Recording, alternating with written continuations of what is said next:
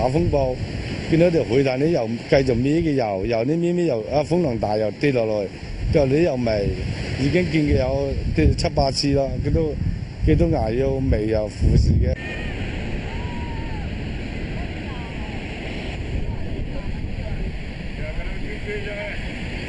你話我嗰隻釣壇咧已經死到2、3日啦，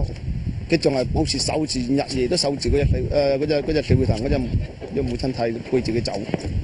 我哋嗰啲遊客睇到佢個個睇到都好感動，證明一隻人又有感情，嗰隻海豚又有感情，證明係一種好高尚嘅母愛。